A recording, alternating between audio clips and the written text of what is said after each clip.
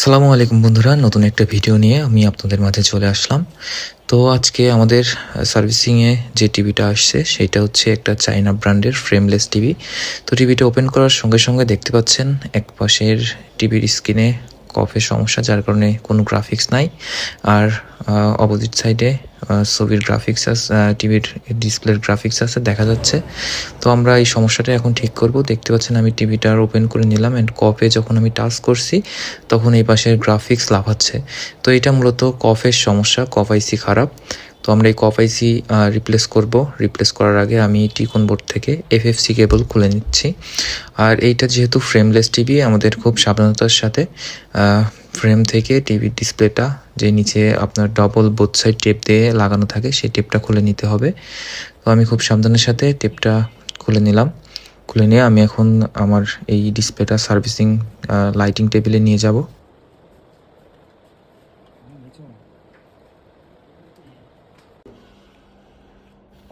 দেখতে পাচ্ছেন আমি লাইটিং টেবিলে নিয়ে আসার পরে এখানে আরও ভালোভাবে বোঝা যাচ্ছে আমাদের এই কপটা মূলত খারাপ।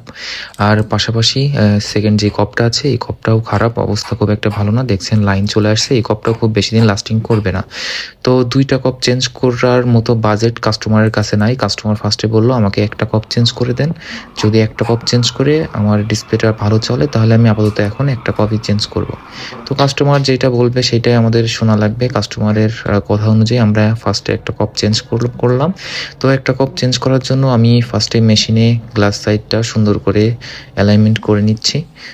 করে নিয়ে এখন আমি কপ ক্লিপারে দিয়ে কপ বন্ডিং করব। আপনারা বন্ডিং প্রসেসটা একটু দেখতে থাকুন। তো দেখতে পাচ্ছেন আলহামদুলিল্লাহ আমাদের কপ বন্ডিং হচ্ছে খুব সুন্দরভাবে, লাইন টু লাইন বন্ডিং হচ্ছে।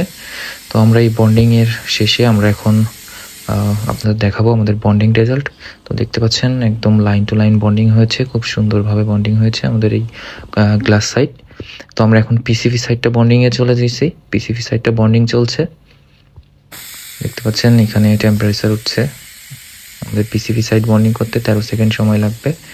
তো আমাদের পিসিবি সাইড বন্ডিং শেষ, হেড উঠে গেল। আমি এখন লাইটিং টেবিলে নিজে টেস্ট করব। তো দেখছেন ফার্স্ট একটা কপ চেঞ্জ করার পরে আমাদের এই ডিসপ্লেটা ঠিক হলো না। তো ওই যে কিছুক্ষণ চলছে আবার ব্ল্যাঙ্ক হয়ে যাচ্ছে, আমাদের সেকেন্ড কপটাও চেঞ্জ করা লাগবে। আসলে কিছু করার নাই, কাস্টমারের বাজেট শর্ট। তারপরেও কাস্টমারকে বললাম যে আপনার সেকেন্ড কপ চেঞ্জ না করলে হবে না।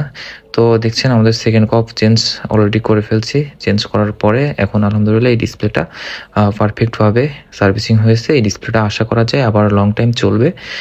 সাধারণত এই কপগুলা খারাপ হয়, কপ চেঞ্জ করলে ডিসপ্লে বেশ ভালো চলে। আমাদের ঠিকানা হচ্ছে Harinanpur Bazar, Lalu electronics, Julie super market, ইবি, কুষ্টিয়া।